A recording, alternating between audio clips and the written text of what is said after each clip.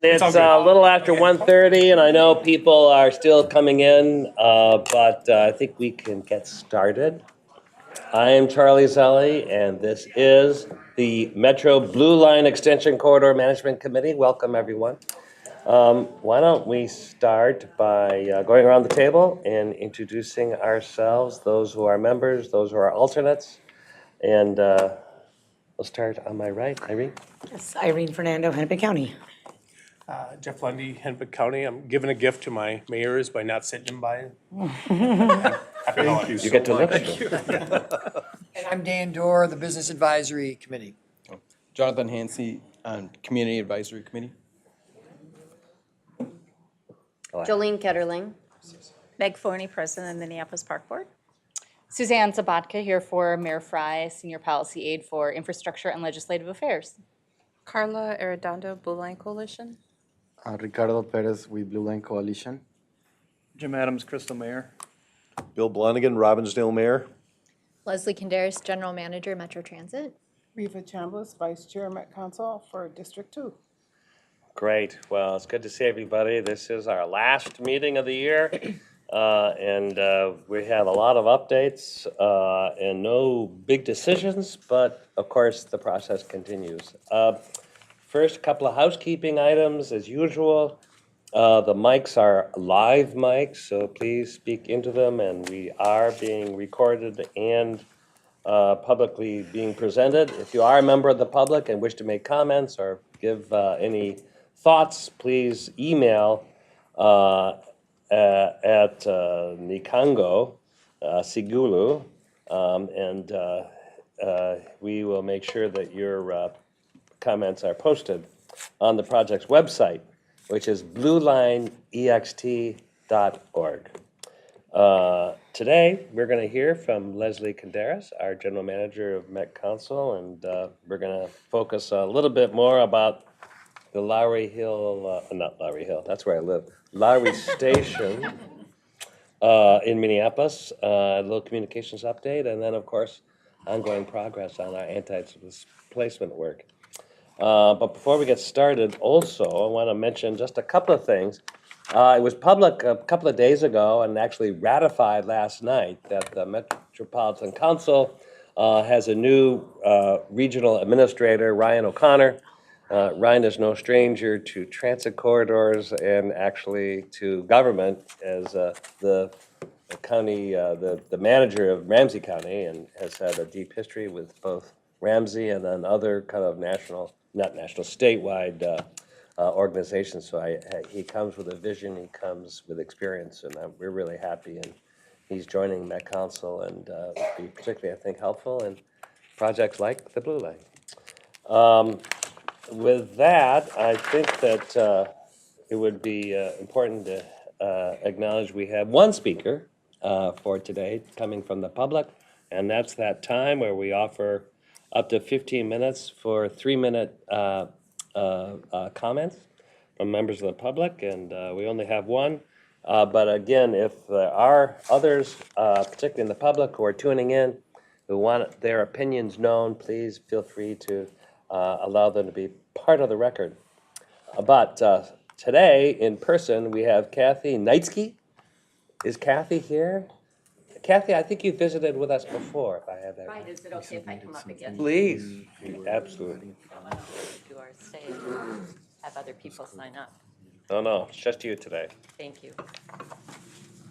Welcome, everyone. It's a grand day to be on the planet. Thank you for being here and serving. I have a call coming in. I can deal with that. Let's see. That's different. The phone is off, but a call came in. Okay. Today, what I want to share briefly is a philosophy, and it's kind of tricky, but maybe your brain's different than mine. It involves doing the right thing or overdoing things right. And I think it's a critical idea for engaging, doing public projects, and serving the good of the community. I got this from an article in nonprofitaf.com, and they quoted Peter Drucker. I didn't get the details on Peter Drucker, but he said management is doing things right. Leadership is doing the right things. What's different there? Simply put, I see it that doing things right is about the rules, the policy, the budget, the blah, blah, blah, that is part of our world. Whereas I see that, and this article said, that when we are doing the right things, we're aligning with our values and, ooh, the juicy part, the moral compass.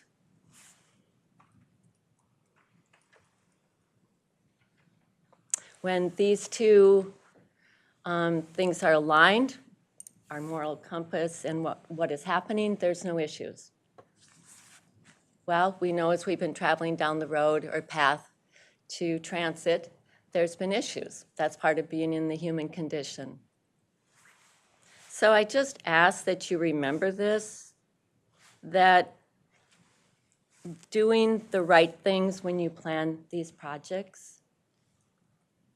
And don't forget this other quote that was in a video maybe a year ago by one of the people up here, a quote that we should be putting people over highways and community over cars or transit. Thank you for your time. That was Charlie. Great quote. Thank you, Kathy. On to the agenda, we had minutes, meeting summaries from our meeting on November 9th sent out in advance. And if there's any edits or corrections, now is a good time to let us know. And if not, I'd entertain a motion and a second to approve those summaries. I move to second that. Thank you. Any more discussion? All right, all those in favor say aye. Aye. Opposed? All right, those minutes are approved. On to our Community and Business Advisory Committee's updates, and I believe we have, do we have Jonathan? Yes. Wonderful, and then also Dan may be giving it too. So let's start with our BAC meeting, and then we'll go on to our CAC meeting. At our last meeting, the committee members appreciated the update regarding communications. And I would say that a good portion of our meeting focused on the uncertainty with the project and the anxiety that causes folks. And we returned to acknowledging the reality that some key components of the project are out of the hands of the Blue Line team, and those are parking decisions in our neighborhoods or along the line, the route, zoning and taxation. And people on the committee felt strongly that in the weeks and months to come, for us to have a little bit more information about expectations or aspirations of municipalities regarding the route or the county, and that and I know that this would be the venue for us to hear about those things but it just seems like we have a bit of a disconnect because there's kind of two conversations going on. And I'm here to give voice to how it would be valuable to hear about where the municipalities are at regarding those topics. Okay, great, thank you. Go ahead, John. Yeah, on the CAC, we also appreciated the update on the communications. I think it's great that, we could tell that most or all of the footage for the the ad was shot locally, recognize some of the people in there. So that was definitely really important. Would like more communication in that respect. I know they talked about a podcast and some more videos, and so I think that's a really good step. I know we also talked about concepts for the revision to the Lowry Station, and how that definitely helps with some of the concerns that residents had, and just having a better connection to people in the Grand Rounds, to residents, both in Minneapolis and Robbinsdale. Great. Any questions or comments on the BAC and the CAC? All right, well, thanks for your report. Thanks for continuing to serve and have those meetings. Okay, we're going to have the great privilege of listening to our general manager, Lesley, Kandaras, joining us at this meeting and then really giving us an update on transit. It seems like we're always acutely aware that we don't just build large projects, but we actually operate them. And that is ultimately the most important thing. And we should be thinking about that even for the Blue Line, but of course we think about it every day. And I have to say, we can't say Lesley is new because she has been the chief of staff and an interim general manager for some time, been with Met Council on the policy side for years before that. So it's a great privilege that Lesley has been busy traveling every route. Is that true? Making my way through them, yeah. Getting two of them. All right. So welcome. Thank you, Chair Zelli, committee members, and yeah, I'm here to just provide a brief Metro Transit update and certainly would take any questions too. But as we're reflecting back on 2023, we're seeing a lot of positive signs of momentum on ridership. For 2023 year to date, we're up about 15% where we were in 2022. And 2022 is higher than 2021. We're not back to where we were pre-COVID, but we're system-wide at about 57% of our pre-COVID ridership. I was asked to say a few words about the free fare pilot we have underway and what we're seeing in terms of ridership there. You might be familiar that with the state legislature's transportation omnibus bill that passed earlier this year, they included a requirement that we pilot free fares on 2 bus routes. The council selected routes 62 and 32 to pilot free fare. The legislation also made it such that Metro Mobility certified riders can ride fixed route throughout the system for free during the pilot period. So in legislation, the pilot started on July 1st and will go through December of next year. So it's still pretty early on in the process, but we are seeing higher ridership on both routes compared to 2022. For Route 62, it's about 9% higher than it was in 2022. And on Route 32, it's about 26% higher. So we'll continue to track that. And at the end of the pilot period, we owe a report to the legislature about what we learned, not just from ridership, but also customer experience and some of the other factors that we're tracking. So that is underway. On the service side, we've been able to add additional service this year as well. Like many employers, we're facing a significant workforce shortage across many of our essential positions. But the good news is on our operator hiring side, we have really built some momentum in bringing back operators, or hiring more operators, which has allowed us to bring back some additional service this year. So we're encouraged to see that and are continuing to really look at ways we can continue to be a strong employer of choice that attracts and retains employees to make sure we're not just filling the positions we have open now, but are preparing for system growth into the future. And then I'll also mention on the public safety side, we've been spending a lot of energy and focus really demonstrating that the safety of our employees and our customers is our top priority. We have several initiatives rolling out right now that are part of our broader safety and security action plan, which includes over 40 action items that the council adopted a little over a year ago, all pointed towards improving public safety and the perception of safety on our system. And kind of folded into that is the implementation of several legislative initiatives that were also part of that transportation omnibus that passed earlier this year. So that includes launching the Transit Service Intervention Project that began back in June. And what that has us do is really increase the social service presence and connections and outreach happening on our light rail system, and has also increased code of conduct enforcement and law enforcement presence on the system. So that launched, like I said, back in June with our homeless action team, which is part of the Metro Transit Police Department, really leading that initially. But with resources that came through the legislature, we've been able to now contract with 10 community-based organizations that also provide some social service connections, outreach, and so forth. So that work continues. And it has allowed us to bring kind of another layer of official presence to our system, which we've heard from customers, gives them a sense of safety and security when they ride. In addition to that Transit Service Intervention Project, another component of the Transportation Omnibus this year is a program called the Transit Rider Investment Program, abbreviated TRIP. And TRIP has two pieces to it. One, it changed the approach to fare compliance and fare enforcement.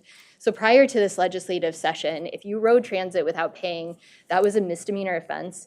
The fine associated with that was $180. Since it was a criminal act, we only had police officers inspecting fares and issuing citations. This TRIP legislation changes that. So we now have the ability to have non-sworn personnel do routine fare inspection and issue administrative citations, which stay in-house and go through the court system.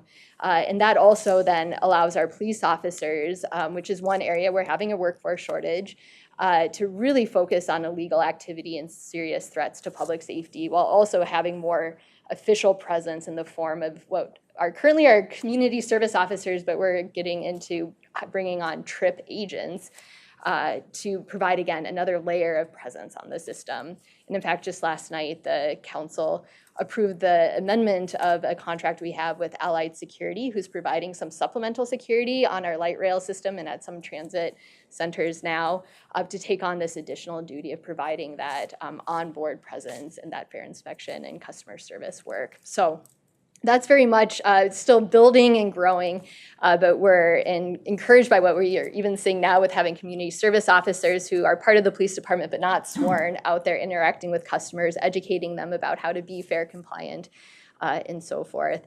And before I close, I was also asked to just talk a little bit about the LRT platform study we have underway. So I have a couple of slides, and this is information we shared with the Metropolitan Council back in November.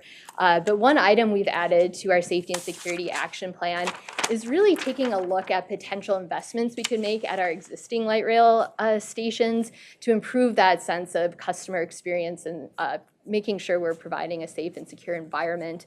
And really, this will look at a variety of potential infrastructure improvements, from lighting, different technology investments. We're also looking at fare gates, since that is a question we get a lot, why we have an open system, so kind of taking a look at that issue as well.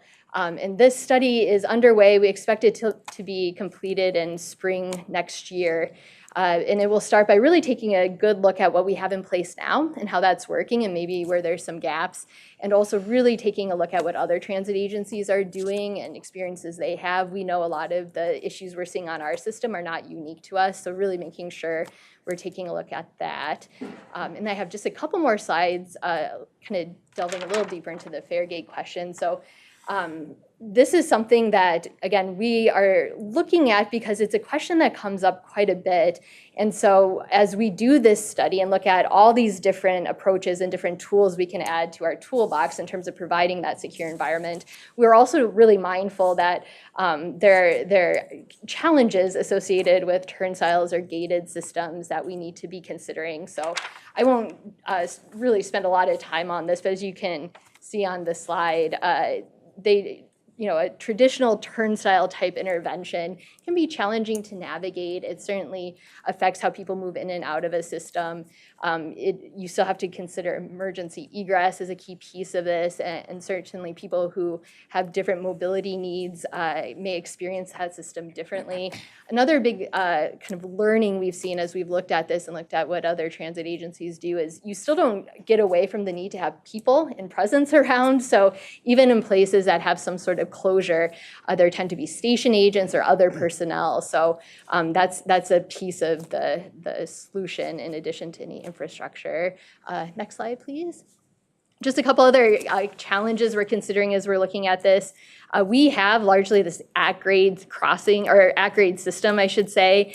And so I think really looking at what that would mean in terms of adding any infrastructure, both in terms of the functionality. We're very cold climate at points in the year, and that can create challenges for the mechanics of certain systems, as well as impede our ability to safely remove snow. And one central concern of ours, too, is would putting any type of enclosure actually lead people to trespass into the guideway and create a new safety hazard that we don't have at the same level today. And then I think I have one more slide yet, and just a photo. So one question we get a lot, because we know in St. Louis, their Metro Transit is really talking about creating more of a fare gate type system. We're just built differently than other agencies' transit lines, and in particular, our platforms are about at that 14-inch level, which you can see on the left-hand picture. That's our Bloomington Central Station on the Metro Blue Line today. Versus the photo on the right is from the Metro Transit in St. Louis, where they have a 40-inch platform, where you can see it's a very different situation in terms of, again, would people end up just walking on tracks to bypass any type of enclosure, which again creates its own set of challenges. So I think that is the final slide. Again, just wanted to bring that to this group since I know, it was shared with me that there are some questions about this, and would be happy to answer some more questions about where this study is going. And I'll just conclude also by saying, as we look forward to 2024, we see this as a very pivotal time at Metro Transit. There's been a lot of change in ridership, change in travel behavior, change that comes in the form of the new transportation sales tax that the legislature passed earlier this year. So we have kicked off a project we're calling Metro Transit Forward, where we're really inviting people to help co-create the vision for where we're headed. We had a couple early events towards that end back in November, and really the themes coming out already are familiar. People want a safe, clean, reliable system with more options to get to the places that matter most to them. So I'll just end by saying we're really starting to look forward and making sure we have that bold but shared vision for Metro Transit's work into the future. So with that, Chair, I'd be happy to take any questions. Yeah, thanks, Lesley, and congratulations on the progress we've made so far. I have to say it is gratifying to have a time when we have the resources to invest in these safety initiatives and the workforce, and as well as the plan for all the new lines. So well done. Do we have any questions? Go ahead, Irene. Yes, thank you. So first off, congrats on all of the pilots. It sounds like there's a lot that is being studied. And so I'll leave it more to comments versus questions, because as you are, seeking to learn, I think having kind of a full orbit to complete that would be great. One encouragement is to let us know what it is you're looking for. So for example, with the free fare routes, have instances of, I don't know what you would classify them. Have things been perceived as safer or less safe with more people? I'm informed a bit by the Impact Mobility Conference, formerly called Revolution. There was a fare session, and it was really interesting to see what other systems were kind of measuring. One of the systems that had just gone fully fare-free, the language they used was frictionless. That so much of their I guess, difficult scenarios were actually rooted from fare enforcement. And so when they piloted it, they saw that decrease. I don't know if that's the case here, but like letting the public know or letting us know, what is it that you're measuring as you're looking at turnstiles, free fares, everything you've just expressed, and having some uniformity might be strong, but some through line around how you're assessing kind of in between these pilots. The second thing that I would mention is perhaps, yes, my individual position. I just happen to be sitting next to my colleague. Individual position around fares. We are a different system than others.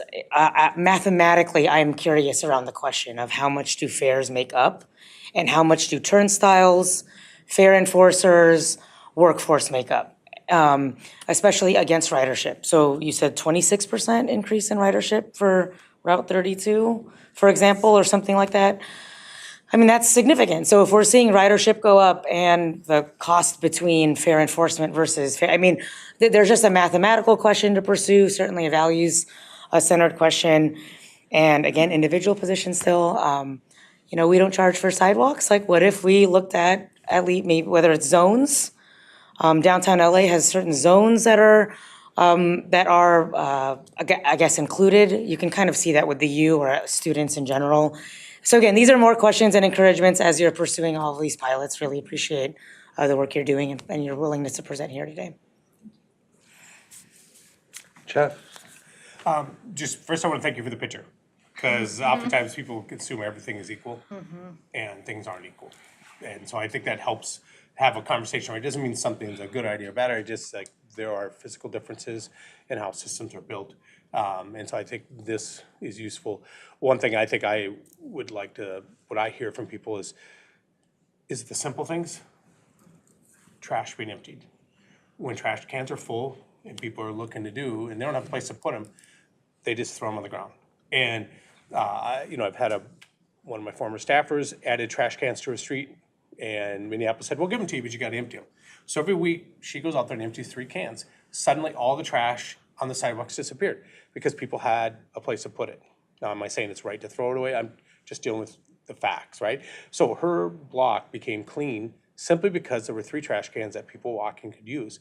And so I think that when you want to improve the appearance of stops and places where they congregate, where those things matter. Because if I see, I'll use my oldest son, whose job it is to empty the trash and recycling. When I open up the underneath and I see that damn thing is full, and it looks like it's been that way for all day, and that's his job in our house, of everybody has something to do, I can tell he doesn't care. And so I don't think that Matt changes if it's a system or my son, when those things that we need to empty and change out, it does reflect on do you care. And I think that where we can do that better matters.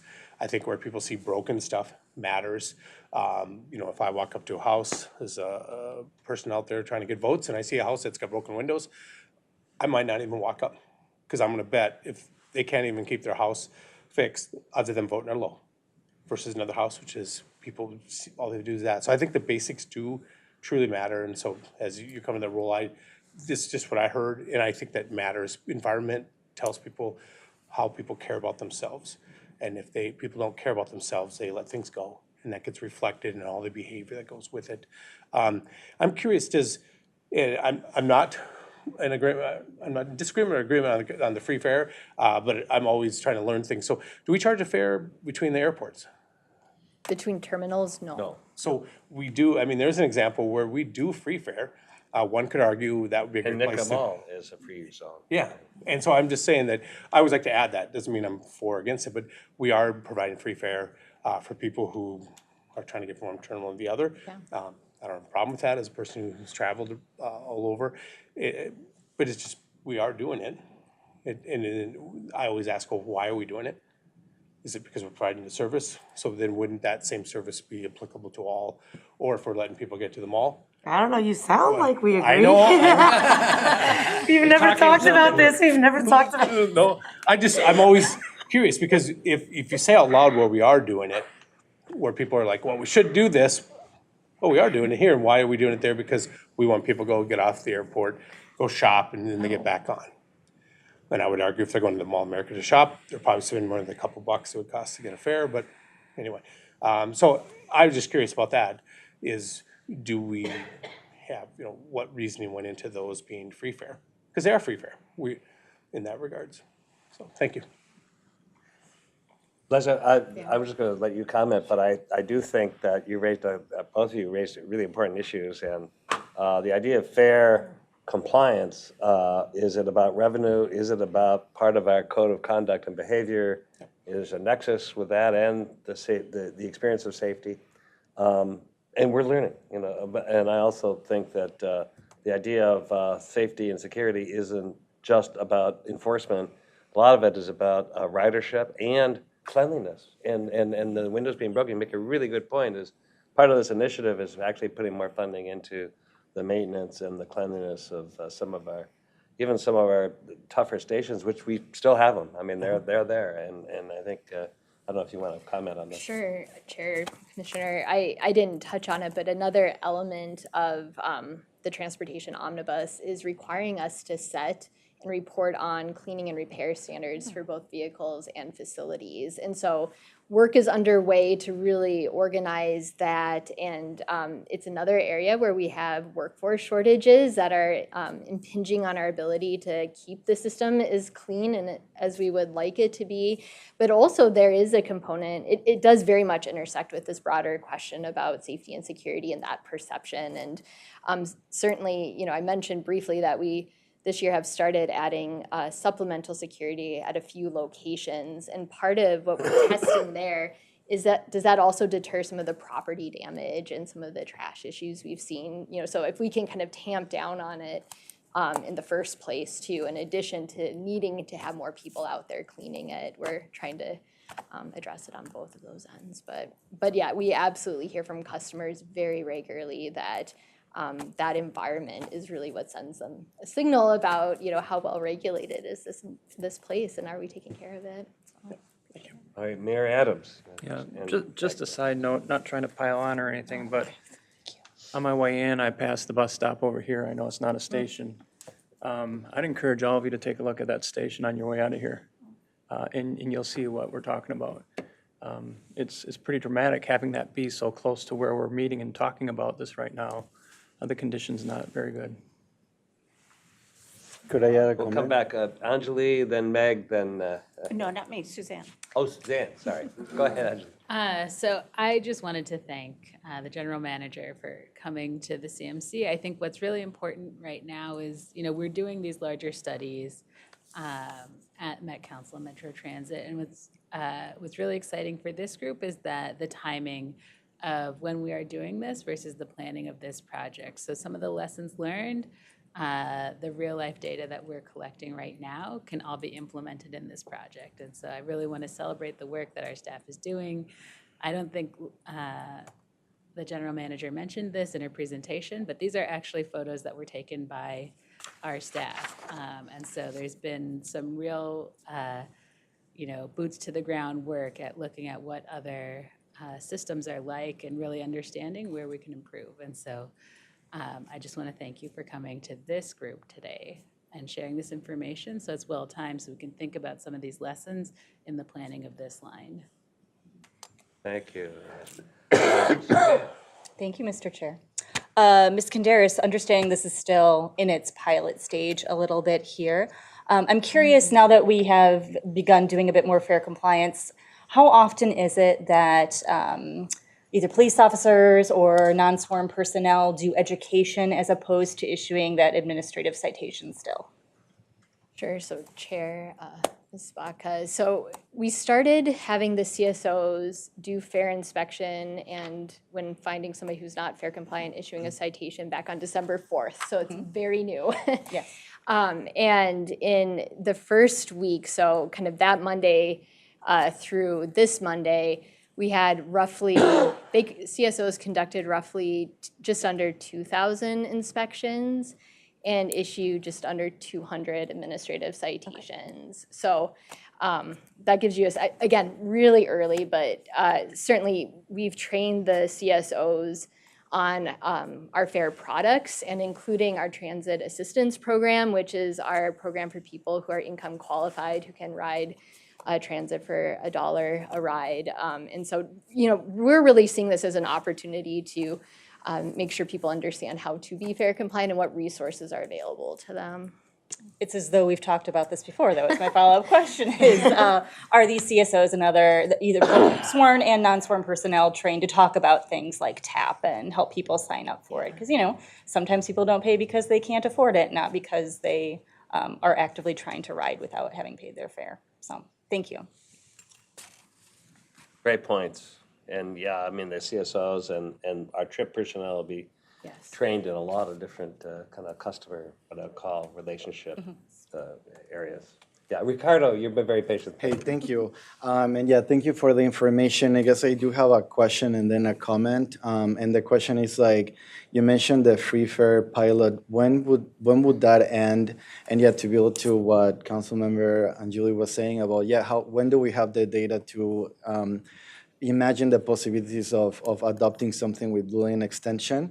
And then I guess the comment, it's like, this is something that we actually talk a lot with Blue Line Coalition about anti-displacement or the voices of our communities being centered in the design process on how do we build this train, right? So, for example, Candy's out there in the public, but she very clearly has a vision of what these cars could be, and like rather than serving just one demographic, we're imagining that these cars could be we can have a family car where we have a library, or we have a couch, or we have like maybe a car with more like social services. So it will be great if y'all can direct some energy and resources into finding innovative ways of solving old problems with new solutions.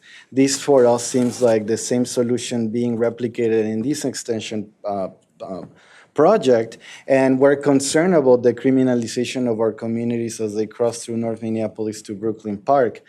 So I think for us, we do believe that free fare is an anti-displacement measure. We also understand that if we have to aim it for like legacy residents, long-term residents that could benefit directly from this, then let us start a pilot there. But anyway, so that's kind of like the comment. And maybe Lesley, because Candy would get mad at me if I don't say it, but beautifying the spaces, right? Like, what about murals? What about art? What about maybe about like small businesses who are informal, who could serve these stations? I think like there's a lot of creative things we can think of, but replicating fair enforcement feels retro, like something of the past when this project is really looking at a different future. So I just felt like saying that. But yeah, thank you. And Chair, to the question about the pilot. Yeah. So in the legislation, it requires we run the pilot from July of this year through December of next year. And then we'll report back to the legislature. I'm not remembering off the top of my head if we have a deadline for that, but I know we do owe them a report at the conclusion of the pilot, so. Thank you. Great. Go ahead. Sorry, I just want to add to that, I think it would be helpful if you walk through how the pilot is structured a little bit differently from the, like the Terminal 1, Terminal 2. I think that's an important piece that might be helpful for this group. That there's still the card scan and those elements of the pilot. Sure. So, Chair, Councilmember, so there are only 2 routes that are currently part of the pilot. They're both fixed route bus, where traditionally you would pay when you get on board. And so basically that you just don't pay when you get on board, and you can board either door. So that's the current process for that. For Metro Mobility certified riders who can ride any fixed route for free during this time period, they have ID with them to show that they are part of that program. So I don't know if I'm quite getting at your question, but yeah, and it's the whole run. It's different than exactly. Yeah, and it's different than our off-board payment system, which is what light rail is, our bus rapid transit system is, where you're expected to have paid before you board the vehicle. Yeah, I mean, Thank you for posing this. So you do scan or you don't scan when you get on Not board on for the those fixed 2. route? Not on the 2. So Metro does. Metro Mobility does. Yeah, they have, yes, correct. But that's because they can ride any route in the fixed route system for free as Metro Mobility customers. But on the 2 routes where we're piloting fare, where it's free for everyone, there is no just, like, walk interaction. on. Yeah, so Just walk on. frictionless. So just, that's where the friction Yeah. is, and then this is like a term that I didn't make up, it comes from the industry.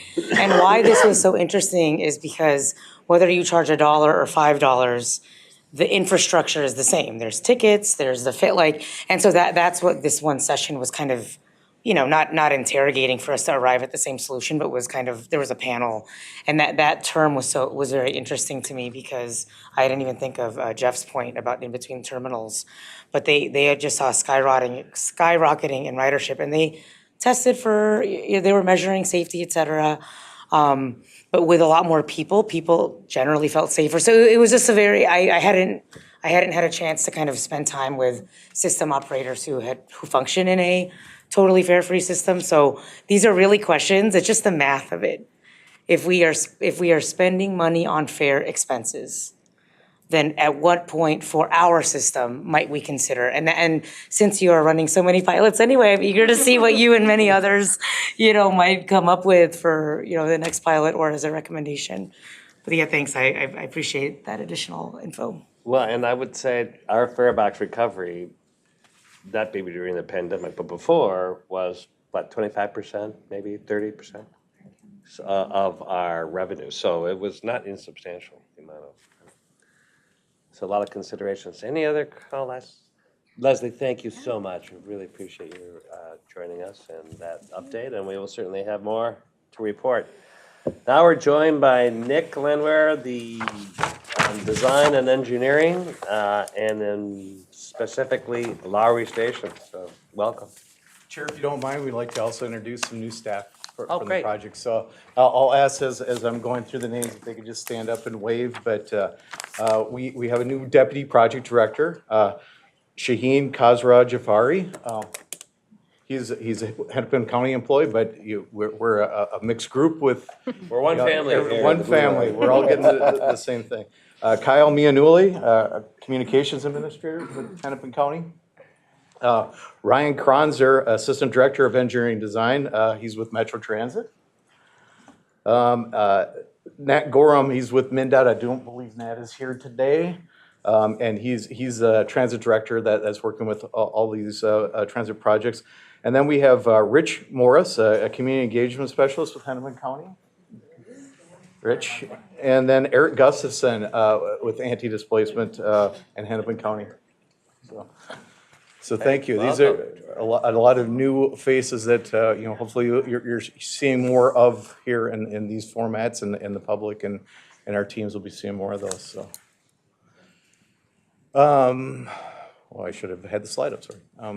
So here to talk a little bit about Lowry Station and some concepts that we've been looking at in the Lowry Station area. So this slide just kind of gives context of with the star on the left-hand side where Lowry Station is within the alignment. On the right-hand side is just kind of that oval shows the area that we're evaluating here for that station. And just off to the left-hand side of that is where North Memorial Hospital is. The green swath going through there is the Grand Rounds, is Victor Memorial Parkway and Theodore Wirth Parkway where they come together. And then Lowry Avenue goes through this area. So original concept that we've been showing to this group for quite some time here is an elevated structure. 2 brand new bridges that are shown in the middle of the screen. Those are the new bridges that were just constructed by Hennepin County. That project had been let when we started looking at our route alignment. And so we've been looking at how we can work in this area with a light footprint, not disturb infrastructure that's in place right now, and have a station here in this important destination and location. So what's shown here in the blue as a reminder is where we're at grade.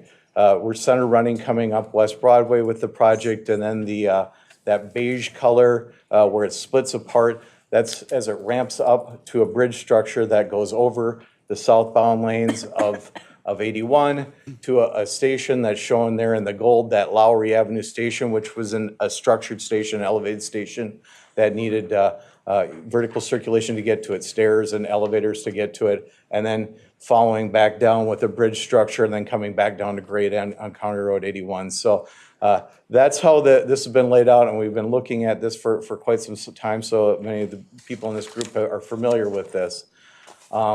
Some of the challenges with that elevated station, the station access, we've been talking about accessibility to our facilities, and with the vertical circulation stairs or elevators to get to the station, it's very difficult. So, there really is not a preferred thing in our alignment. It's not preferred, with our existing, how we operate. We want to try to get customers to those stations as easily as we can with different abilities.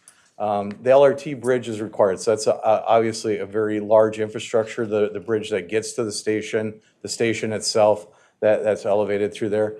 We've heard the park impacts in this area, specifically with a big, large structure going through there, the visual impacts to the park, and that's also to the neighborhoods around there. We've heard a lot from the community that you're gonna put this big bridge structure in this area.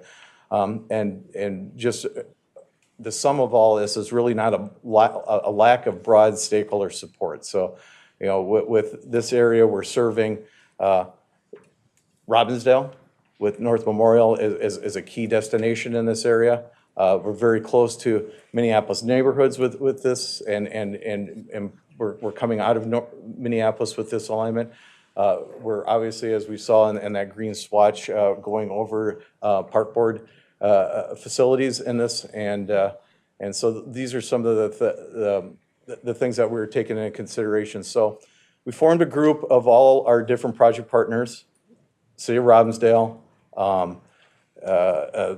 the Parks and Recs Board, the City of Minneapolis, Hennepin County project staff, and we've kind of got together to say, what can we do in this area to have a better facility that fits in the area a little bit better and serves the community maybe a little bit better on this area. So we're seeing those same bridges here. So in the lighter tan, kind of over where the intersection is today, there's a lot going on in this drawing, but that lighter tan are the existing bridge structures.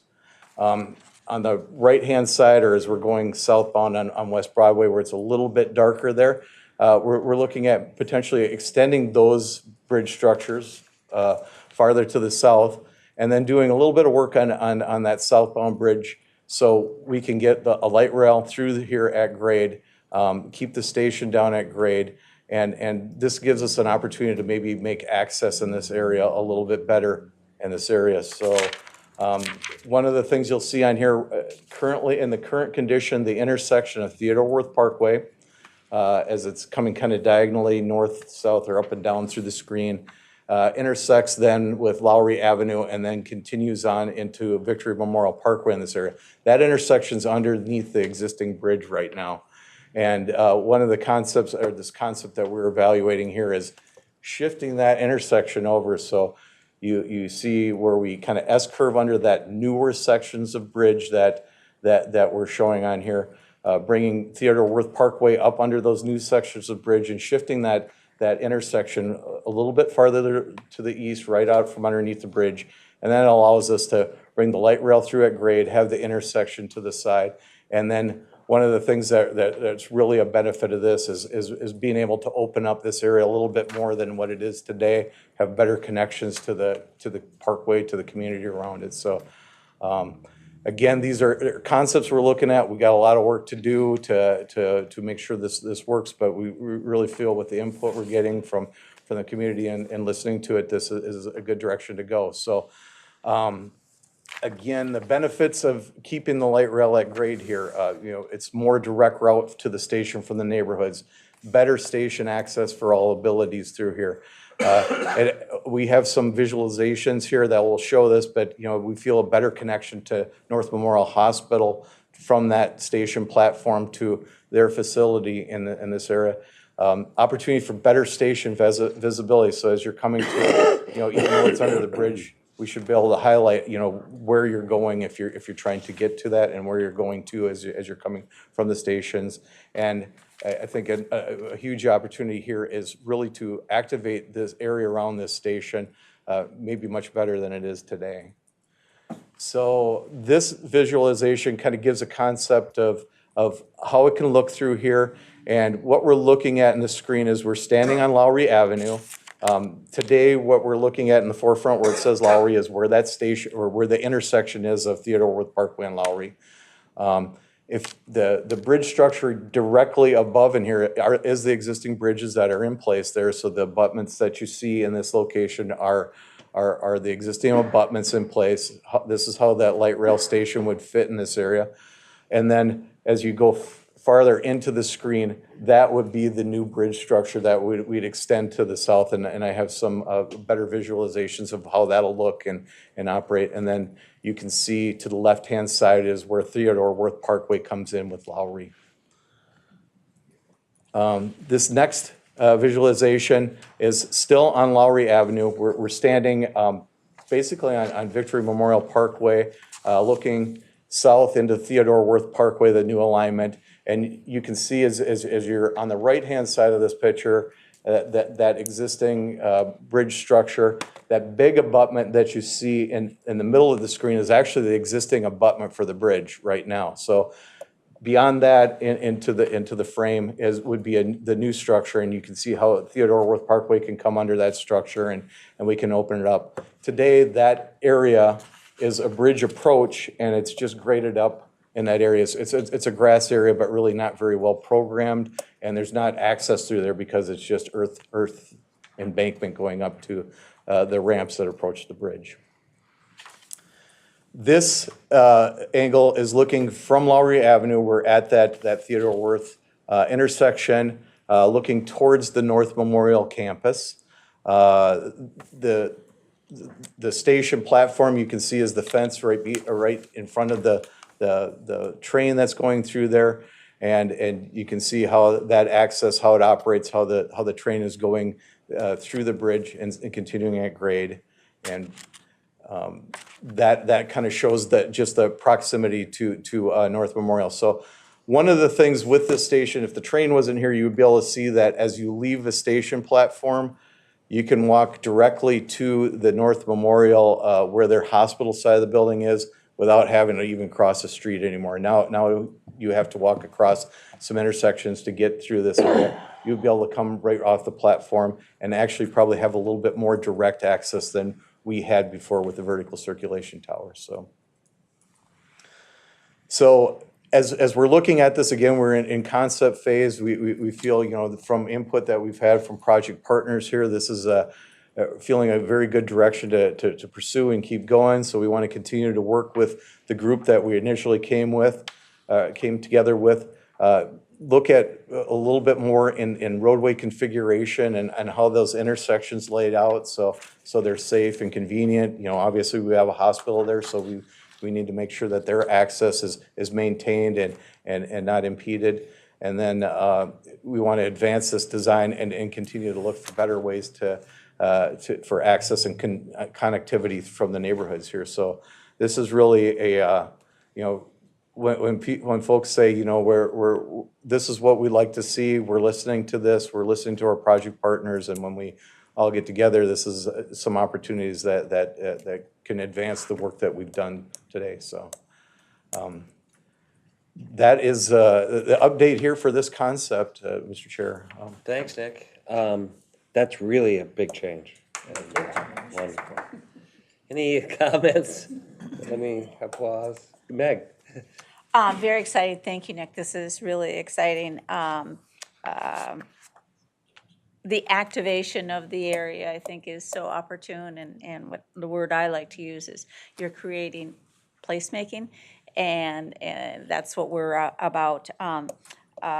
One concern, though, is I'm thinking of, Lake Street and Hiawatha, LRT, and it's a cavern underneath, unfortunately, and the hope that we will try our best to program or activate what I heard, murals, to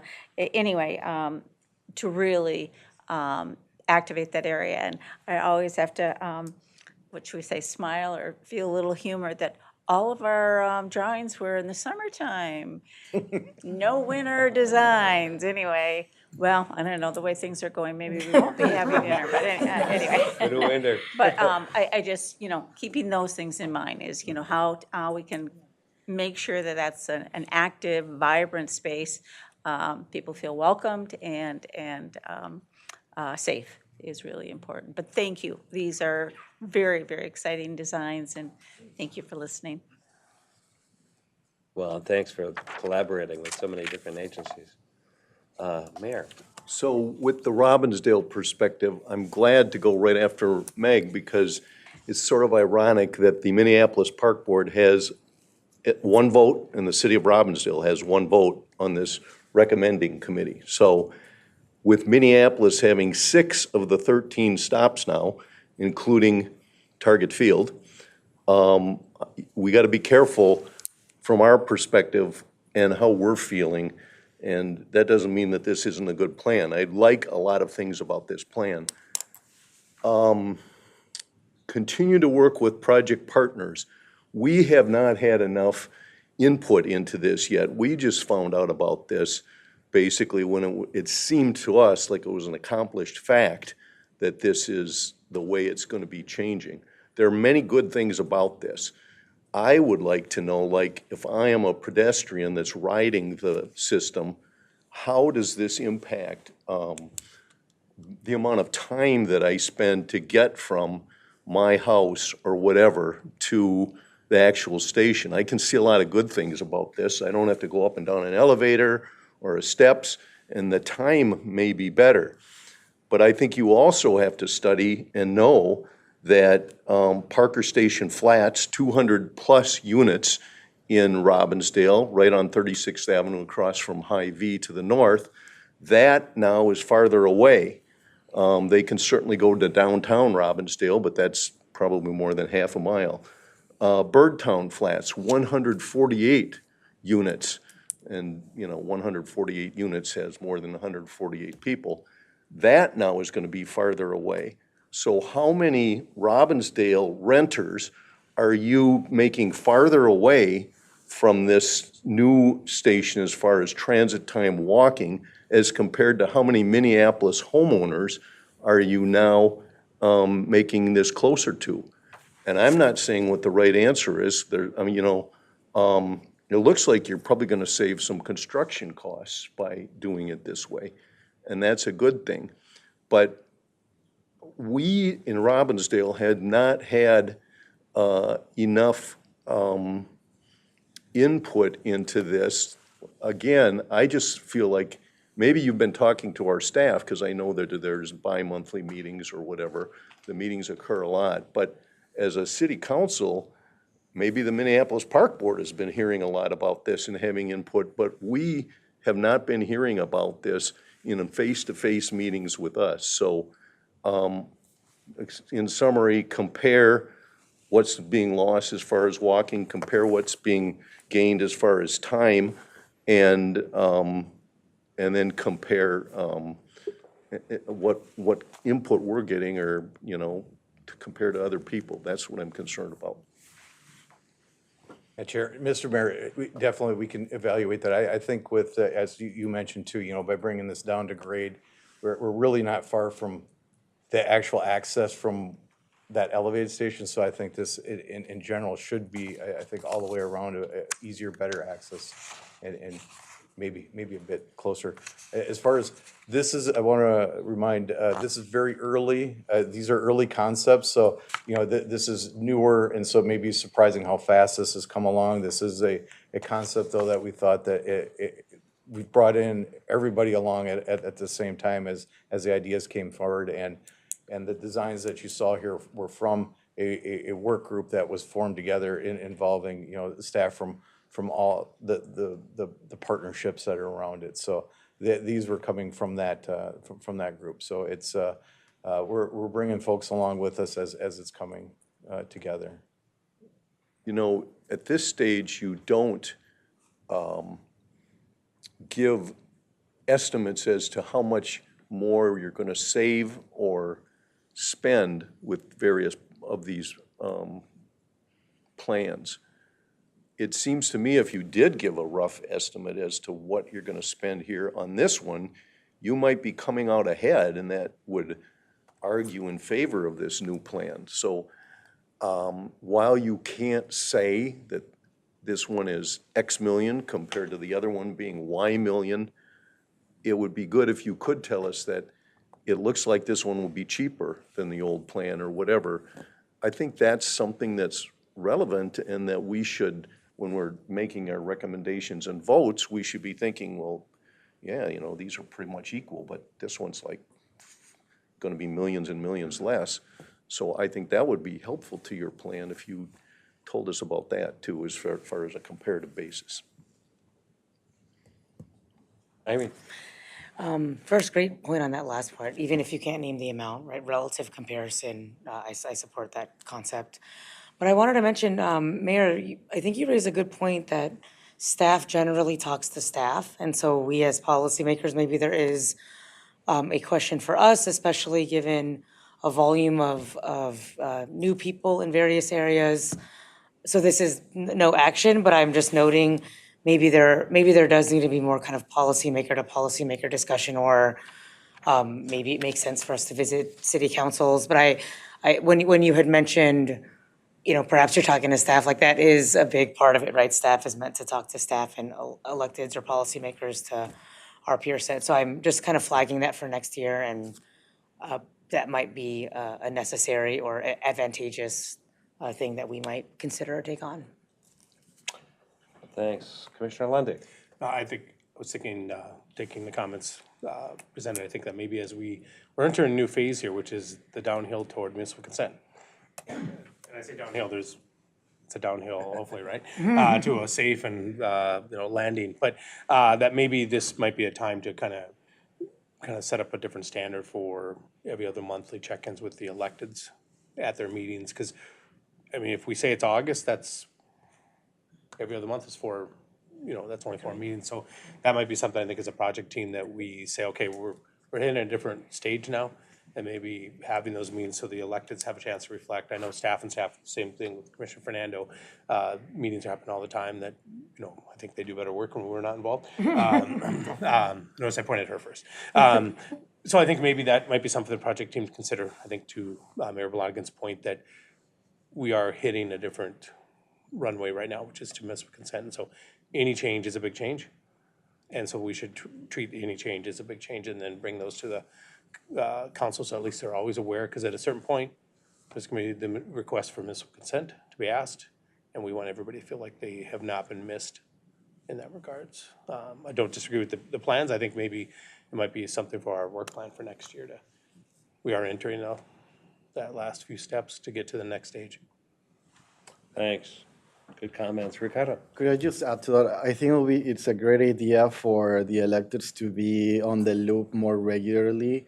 And perhaps we can also include in that agenda like an anti-displacement update, so we can also see the kind of progress that's being made. And for the electeds that will have that vote at the end of the day to be well informed about the efforts, about the why, about the where and how. So I just think that that's a great idea to keep you all well informed. So. Great, thank you. Great conversation. Any additional comments or questions for Nick? All right, thank you. We're on to communications, and Kyle, Mianuli, welcome to this. You've been on this team for a while, but great to see you here at this meeting. I have, yes. Thank you, Chair, committee members, and Kyle Mianuli, Hennepin County Communications Administrator with Transit Mobility and the full-time communications lead as of a couple months ago. So very glad to be here. Have been involved in this work for a long time, so lots of familiar faces and some new ones as well. Appreciate the opportunity to give a little bit of update on some of the communications work that we've been leading over the last year, and a little bit of a preview for some of the things that we're thinking about and have in store for 2024. So these are kind of our standard communications channels and some high-level numbers that we saw over the last while. These are as of December 1st. These are the main ways that we're sharing information out with people who are interested in learning more about the project. Sent 17 newsletters, grew our subscriber list on our newsletter list by about 5,000 people. Every time we send something out, it goes to 12,500 people. Really remarkable there is that we have a 27.5% unique open rate, which means 1 in 4 people that receive that newsletter are opening it and reading it and hopefully taking some action to engage further with the project. Social media is an area that we continue to use to push information out. I think that we have opportunity for growth in some of our social media platforms and growing our audience there. We'll be talking about this in a little bit, but thinking differently about the types of content that we're sharing on those platforms. They're really effective storytelling platforms, for instance. We tend to use them to promote engagement opportunities and get the word out about upcoming meetings or events. 103 total posts across Facebook, Instagram, and Twitter. Our project websites had over 100,000 visits over the last year, which I think is evidence that people are really tuning in, which is a great thing. And that not only are they tuning in, but they're finding valuable information on those project websites. So continuing to build on what's really working there, moving into 2024 as well. Of course, we never overlook print. It remains one of the most reliable ways to get information to people, especially those who are maybe not plugged in digitally as much as others. Sent 10,000 or distributed over 10,000 printed materials in the corridor and did over 7,000 direct mailings, postcards. So all of these communications platforms require that someone has already heard about the project, taken the step to go learn more, sign up for the newsletter, follow our social media accounts. They're great ways to communicate with our existing audience. What they don't do so well is grow our audience, which is we're really at a critical point right now where we are wanting more people to engage with this project, more people to be aware of it and have opportunities to provide input. One of the ways that we're looking to grow our audience is through promotional campaigns. Hennepin County led 2 campaigns over the last year. The first one we dubbed Your Community, Your Blue Line. Both of these campaigns were really geared towards raising awareness about the project and then driving engagement as well.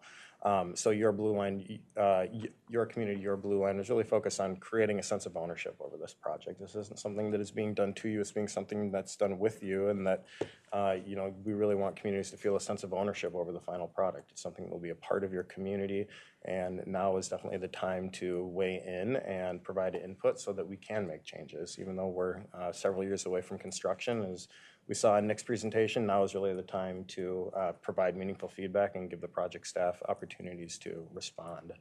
The second leg of the campaign was our community voices or community testimonials, really focusing on highlighting the voices of people in the corridor. They say the messenger is the message in so many ways, and people certainly hear information one way when it's coming from the project or a government entity, as opposed to when that information is coming from a member of their own community or a leader in their community as well.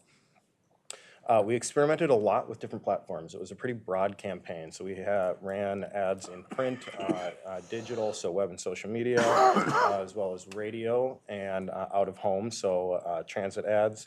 One of the more novel things that we did was we ran videos at gas station TV in the corridor. Most people are used to seeing advertisements for hot dogs and soda pop when they're filling up at the pump, and so there is definitely some novel value in seeing information about the Blue Line being shared while you're filling up your car. We did focus on local and cultural media outlets, did a little bit of work with Star Tribune and some of the other statewide ones as well, but we really focused the majority of our work with local and cultural media outlets to speak directly to people in the corridor. Ran ads in both English and Spanish, and when possible, we really targeted geographic areas in the corridor and then BIPOC audience as well, and really trying to activate and reach people who have historically been underrepresented in engagement and planning for major infrastructure projects. Some real high-level numbers, and I'm happy to do a deep dive on data if there's anyone interested, but overall we had 12.9 million views on our ads, which is a significant number of eyeballs seeing what we're putting out there, which is really exciting. On the digital ads, we had 51,000 clicks. If you remember from that first slide, we had over 100,000 visits to the website. Almost half of those were coming from these digital ads that we were putting out there. One thing that we found really, really encouraging is in all the major metrics, so looking at like cost per click or click-through rates, both of these campaigns really far outperformed industry averages, in some cases doubling or even tripling what most marketing professionals would consider good metrics for promotional activities. So definitely found that people were interested in this content, they were engaging with it, and they were taking that extra step to follow through and go learn more about the project and to weigh in and lend their voice. You see on the screen, this is a sample of the wide variety of outlets that we worked with. You'll see a lot of local, a lot of cultural media outlets, the out-of-home, transit and gas station TV, and then digital, we really focused on Google Display, which is kind of website ads that auto-populate if you are accessing a website such as Star Tribune or something else from within the corridor, you would be shown one of those. And then Facebook, Instagram, and ran video bumper ads on YouTube as well. So we do have a campaign recap video. This is just to give you a little bit of a flavor of what we were putting out there. Hopefully some of you saw some of this work in the wild as well, but this is a combination of a lot of the community testimonial videos that we use just to sort of demonstrate to you what that looked like and give you a feeling for it. And hopefully you'll recognize some familiar faces in here as well. The blue line is not just a transportation ideal. The blue line is a way of lifestyle.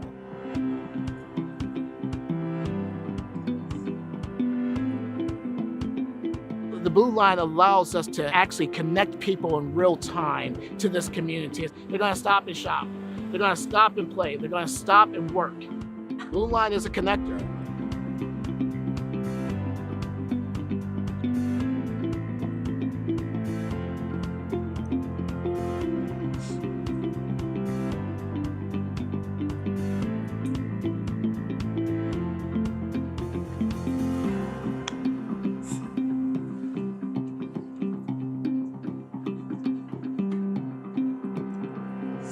I feel like a lot of times people, when they think about transit, it's like, well, it's a bus, it's a train, it's whatever. But it really isn't. It's a lifeline for many communities. Some of the older people, we got people that have to go for them and bring them to buy their groceries. Now, they can do it on their own. Those who could not get into vehicles and come because they're far away can hop on the train and come and be part of our community again. The Blue Line extension to me is this cultural corridor where you see predominantly BIPOC-owned businesses. We love the diversity, and you'll see that along the Blue Line here. It's connecting people, and it's connecting a lot more business together.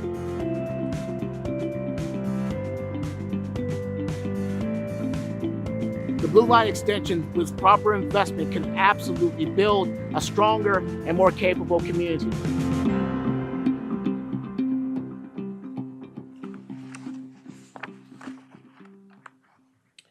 So that gives you a little bit of taste for some of the work that we were doing last year. It's been said in this space and many spaces around this project that it's about more than the train, it's about the people, right? And so that's something that we're going to continue to try to do through our project communications, is highlighting the voices of the people in this corridor. As many thousands of residents as will be served by this line, there are that many different stories to tell as well. And one thing that we are going to be doing a lot more of in 2024 is doing some more of that kind of community storytelling. Going out and finding the interesting examples of how people see this line fitting into their community, really leaning into what questions people have and what concerns people have. We are going to refine our campaign work and look at how can we get even more focused, both geographically and from an audience perspective. Certainly, as we move towards municipal consent, we know that the questions that people in Crystal or Robbinsdale have are different than the questions and concerns that people in Minneapolis or Brooklyn Park have. And so through digital strategies, we can really hyper-target messages and start answering questions directly and giving people information that they're really interested in locally, and hopefully activating them to come and be a part of the project and provide input to help shape things as we move forward. Another way that we're going to be looking to activate and grow our audience and get more people involved is by creating more ways for people to connect with the project. We hear a lot that we put out way too much in writing. We put out very long meeting newsletters.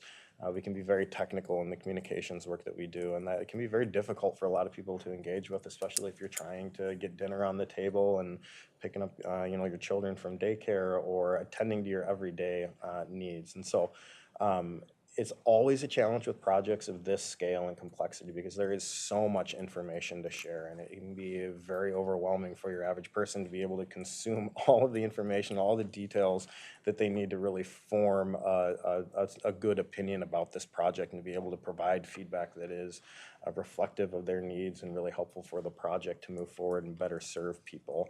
So we're going to be doing a lot more video content, both in English and Spanish, and hopefully other languages as well.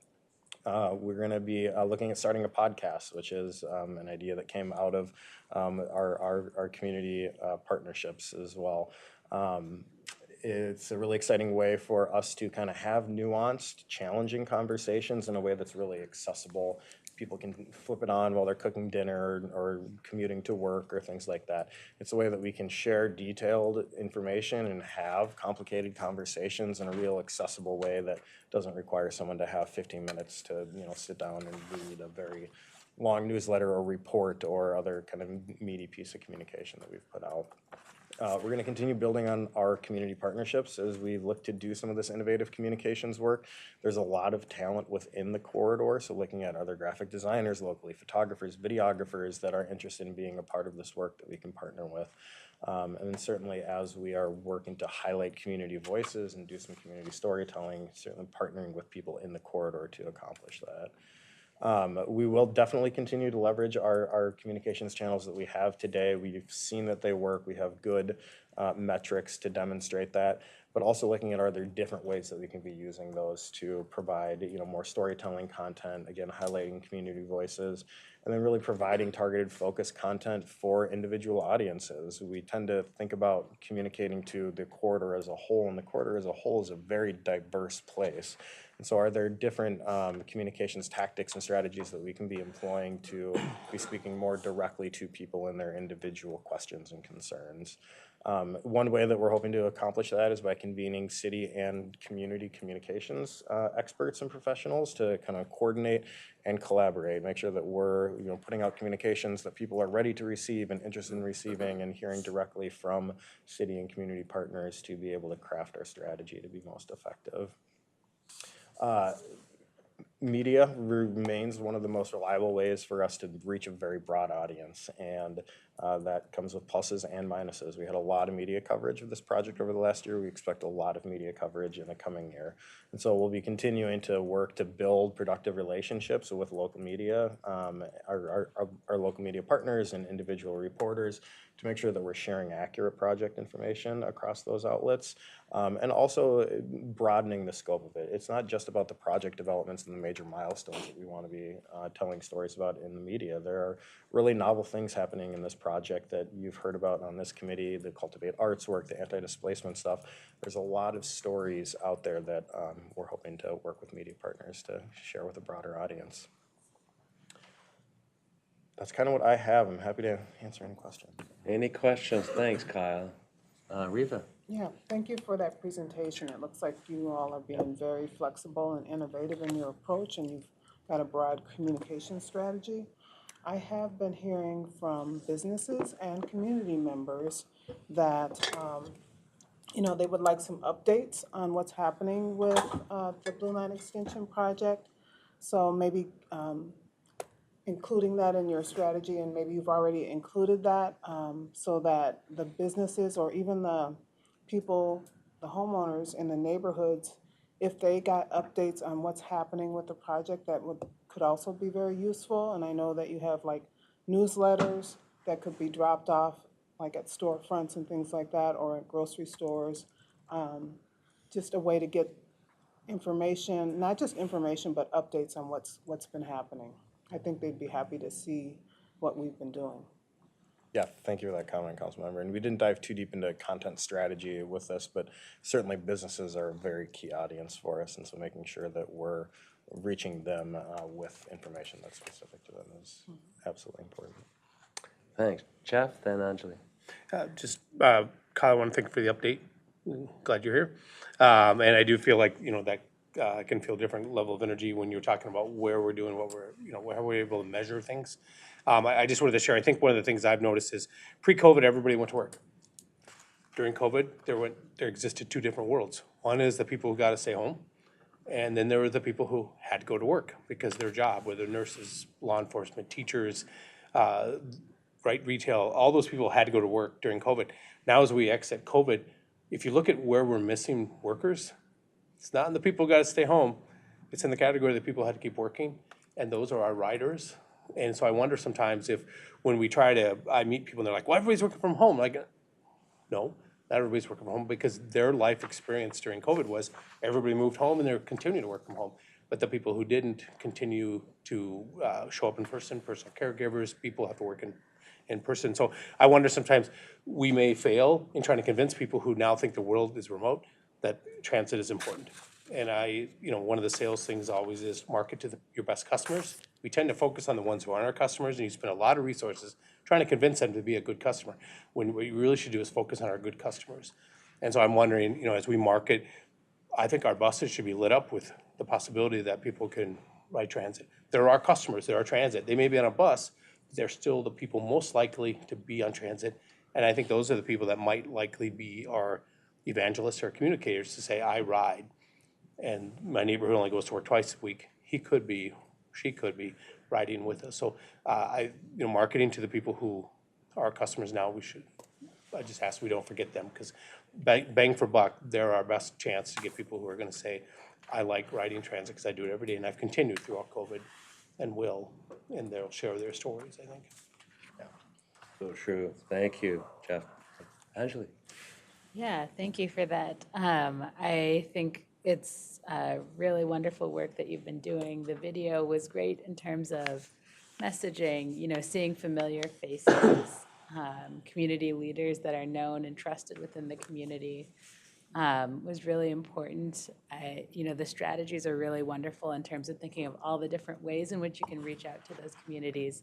I think Councilmember Chambliss's comments are really important too around content.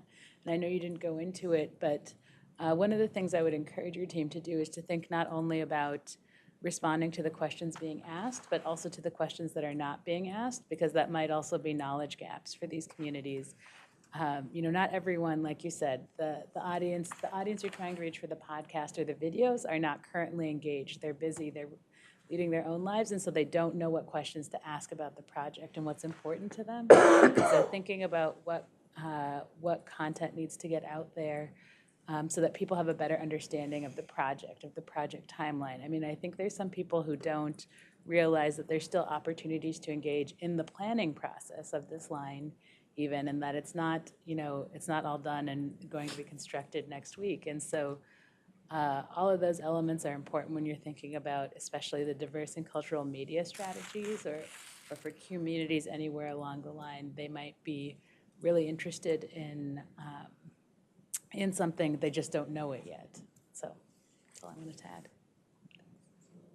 Great comments. Anything else for Kyle? Well, Kyle, thank you so much. You are hitting a lot of eyeballs, as you say. Congratulations. That's the goal. We'll hear more. Now, our every meeting, we hear from Kathy Gold on our anti-displacement efforts. So what's the latest update? Thank you, Chair, committee members. So we had last time, just to bring us back one CMC ago, our intergovernmental relations team from Hennepin County and from the city of Minneapolis here to talk about a legislative package that we've collectively worked on with our local agency partners. This is a selection of items that replicate or center around the recommended outcomes. And these strategies are meant for our collective selection of certain policies that each agency can select, adapt, adopt how they see fit within each of their jurisdictions. Again, it was a collective process. We're very excited that we collectively worked on that and came up with the topics that will be entering into discussion within the legislative body and work. So Now we're continuing the work where the recommendations left off with the Center of Urban and Regional Affairs, and really working on that framework or work plan that the CMC adopted within the resolution. And so we're really trying to do our homework here in identifying the goals that center around the outcomes that were provided with the recommendations, making sure that we're gathering a comprehensive list of subject matter experts that can help us within each of the topic areas, and listing out what programs and policies and resources we have today. And then also looking toward action steps to achieving the recommendations that go above and beyond what we have here currently in our toolbox. What additional technical analysis we maybe have to do to understand how to solve for achieving those outcomes. And then who is the best organization to really roll out these programs for the community to benefit from, and looking for additional funding possibilities, and then really if there are new policy or programs that we need to put into place, then what actions do we need to take to get there? So really a comprehensive kind of doing that homework so that we can start to outline this framework and bring within the community for that feedback kind of back and forth before we bring it to this body for your feedback. I should say too, our next meeting with our agency partners is January 25th.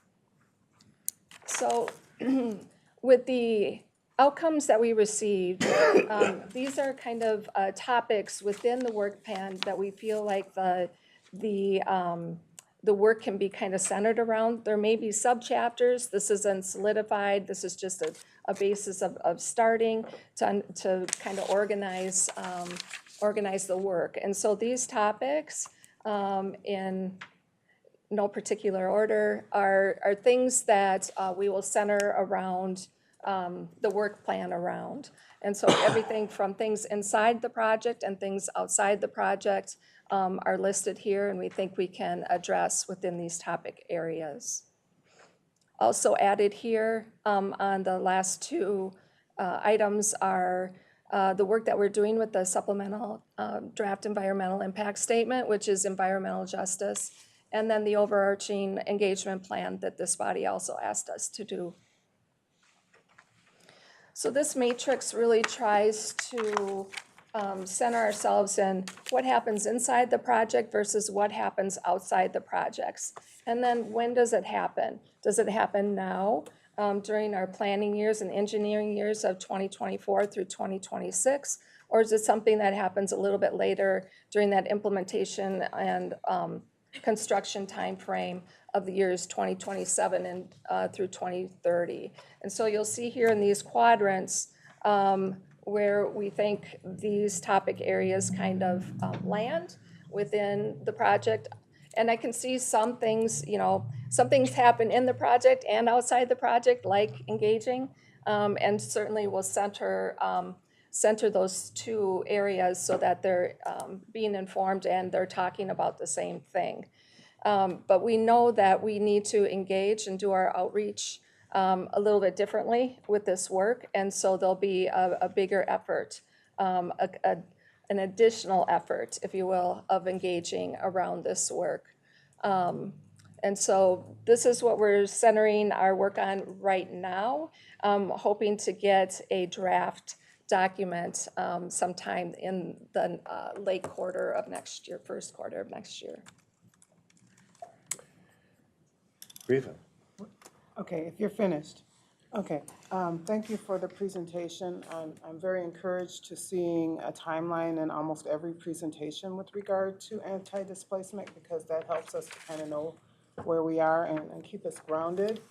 I would like to, and I'm glad that you posed it as a question in terms of the timing and what opportunities we have there. I see and would like to challenge you to consider maybe pushing forward some of the things sooner in the timeline, such as small business support. We should consider those entities, organizations, and people who are under-resourced and have been historically and continue to be economically disadvantaged and disadvantaged in terms of resources and the opportunity to respond in time to advocate for themselves. So I think in the funding that you mentioned in the previous page and the investments should be on this timeline as something that should happen really now in terms of preparing organizations, neighborhoods for capacity building, and also to be a participant in the process as these investments are made. Thanks for comments. Ricardo? Thank you. Yeah, no, thank you, Kathy. Great to see the progress. It will be great to see some continuity in how the work is being delivered. I know that in the past we've seen a timeline that it's alongside the project timeline where we could see anti-displacement moving alongside the project. This to me just feels like, so I see the dates, I see the items, but I don't see them as it pertains to the timeline of the project itself. And to me, that also gets me thinking about the funding opportunities or mechanisms that we can tap into to make this into a reality. And for us, that talks about the project timeline. What can we secure before municipal consent or after? What kind of federal funding programs exist today to address these issues? And is there any strategic approach to it as it pertains to the project's timeline? So again, I think it's great that we're starting to see it more details, but I would love for us to be very intentional at always presenting it as it pertains to the project, because otherwise it just feels like an initiative that's a bit separate, even though I know you get it very well and we all get it, right? But if there was a community member just looking at this, I don't see how this is, besides the title of the years, like how is this connected to the project? And lastly, we have come to learn in the previous phase of the work about before, during, and after construction. I think it will be very useful for us to continue to use similar language to address to these opportunities, so we can make the connection with those previous dots. So anyway, so those are just some thoughts on that. So thank you. Thank you. Yeah. Thank you. Any other thoughts? Well, we're just a couple of minutes over. Thank you, everyone, for coming today. As I mentioned, this is the last meeting, but there are meetings. 2024 is a big year. We have January 11th on the schedule, but we're going to actually cancel that because that's pretty close, and we're not going to be having any more meetings, sub-meetings prior to that. But mark your calendars for February 8th. Same time, same location. February 8th. See you there. This meeting's adjourned. Thank you. Thanks, everyone. Thank you.